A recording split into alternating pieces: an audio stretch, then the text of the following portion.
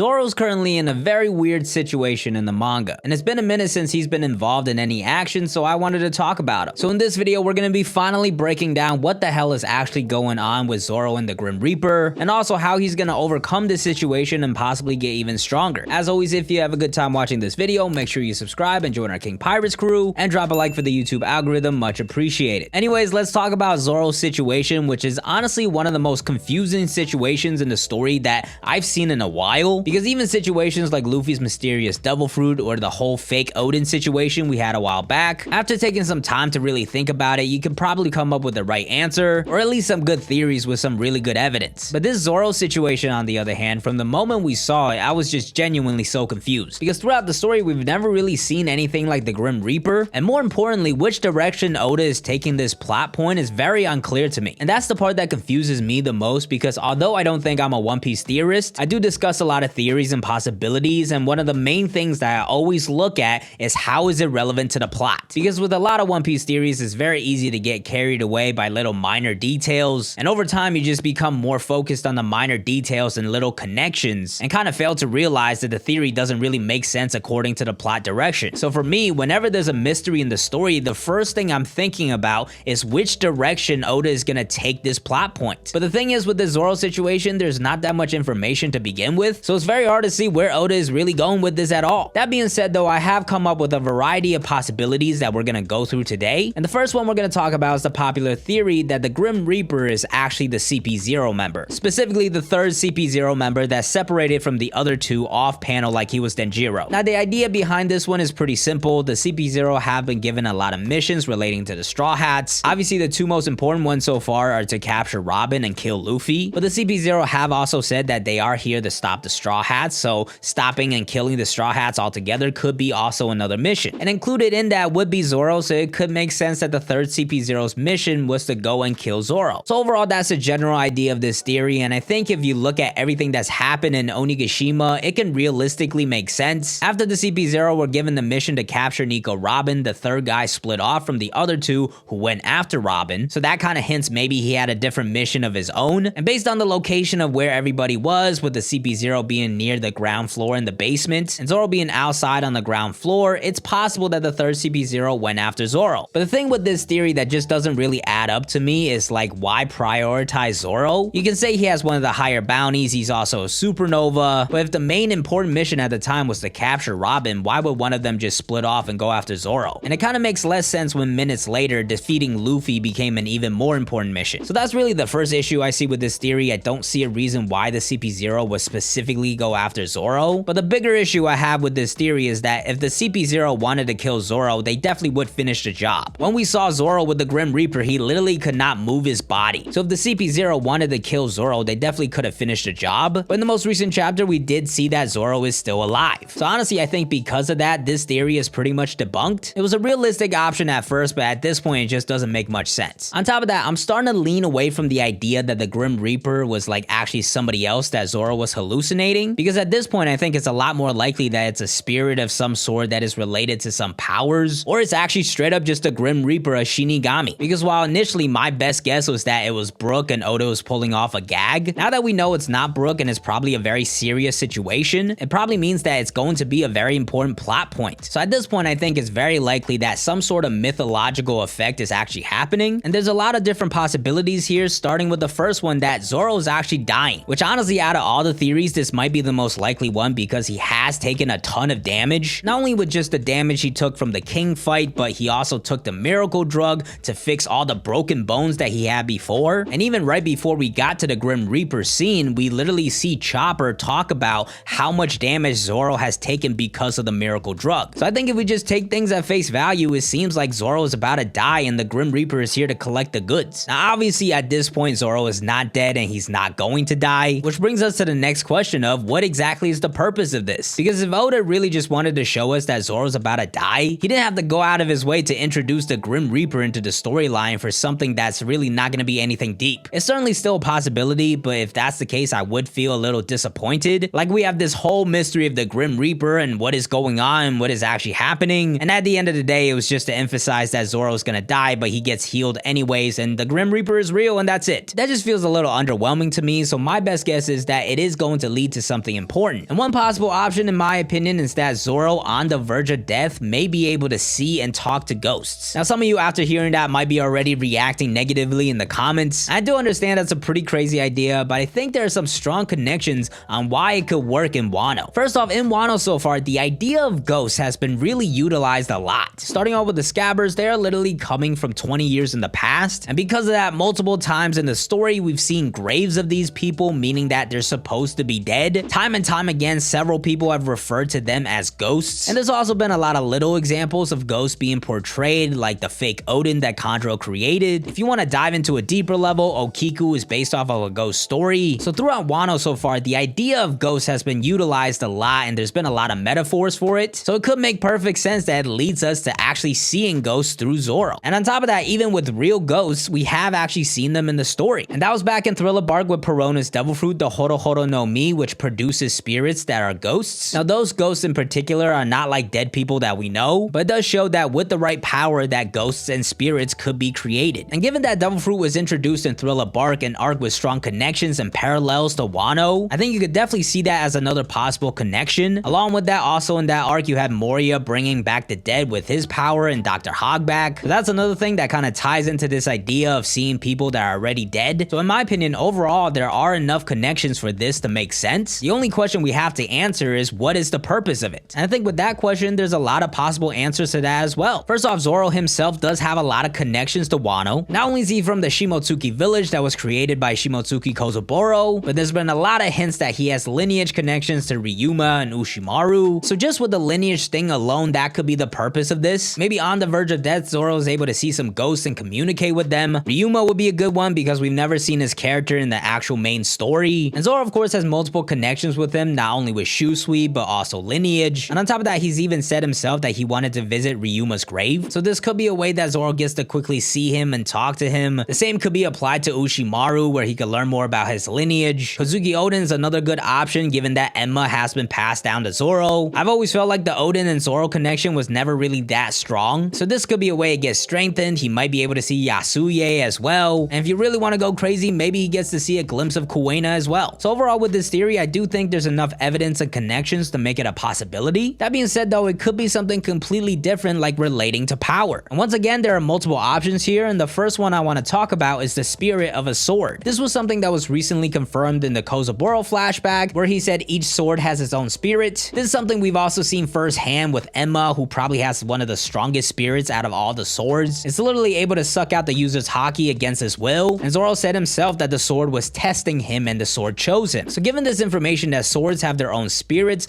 could the Grim Reaper that we saw actually be a manifestation of one of Zoro's swords? I think it's entirely possible, and the question really just comes down to which sword is it and why. The first option of course is Enma, because it's shown a very strong spirit and it's been the sword that's been heavily emphasized throughout Wano. On top of that, it's also a cursed blade, which is something else that Kozaburo talked about, and he gave another perspective on it in that blades aren't really as cursed as people say, because at the end of the day, swords are made as weapons to kill, so a cursed blade is really just doing its job. That being said though, the spirit of a cursed blade could be seen as a Grim Reaper, somebody that like literally kills and collects death. So maybe the Grim Reaper we're seeing is actually Enma and it's like going out of control or something. So I think this could be a possibility. The only thing that's really iffy for me is the purpose of it. Once again, it would add more lore to the story where like you could literally see manifestations of like swords and cursed blades. But besides maybe Zoro gaining a new power out of this, like literally summoning the Grim Reaper as an attack. Actually, the whole Grim Reaper being a new attack is something I just thought of right now. So the idea is actually kind of growing on me a lot. But overall with Enma's spirit, I just don't see many other important plot lines related to it. And honestly, I actually think it might make more sense that it's actually the Sandai Katetsu spirit. Because the Sandai Katetsu, just like Enma, is also a cursed blade that also chose Zoro. It's a sword that Zoro has had for a very long time,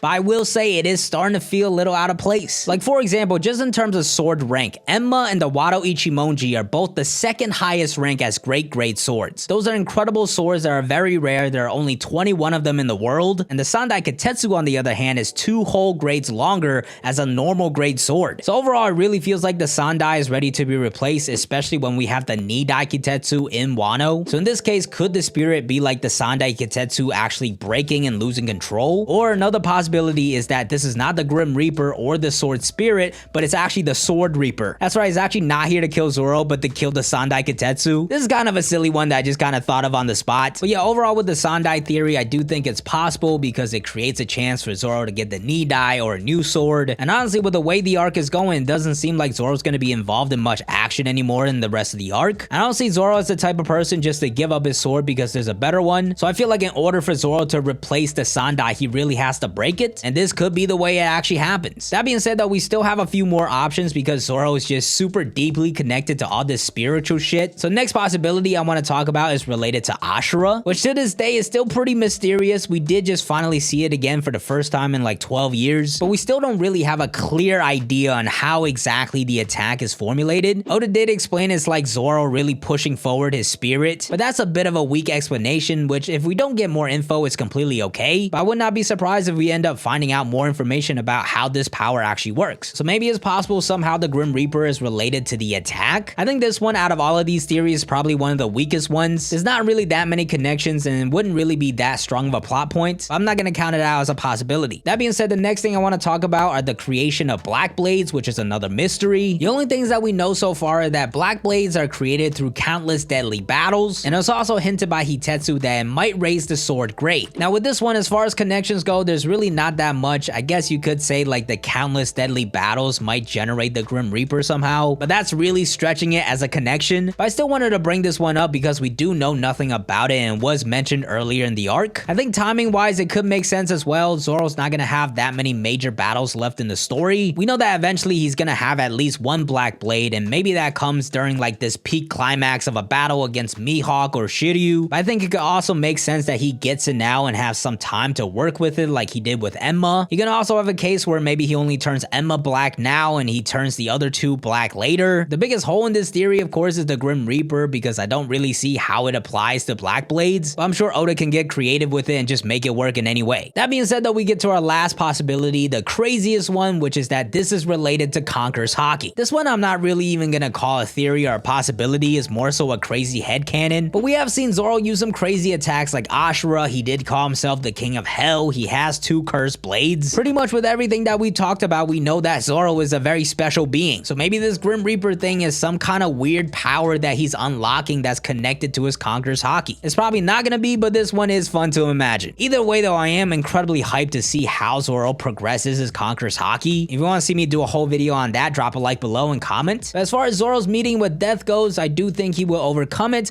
and maybe come out of it with some new powers. Let's get weird today. In my hand I have a Harry Potter book. You have to tell me which book it is. If you guess it wrong, you have to like, subscribe, and watch the next video. And the answer is book 5.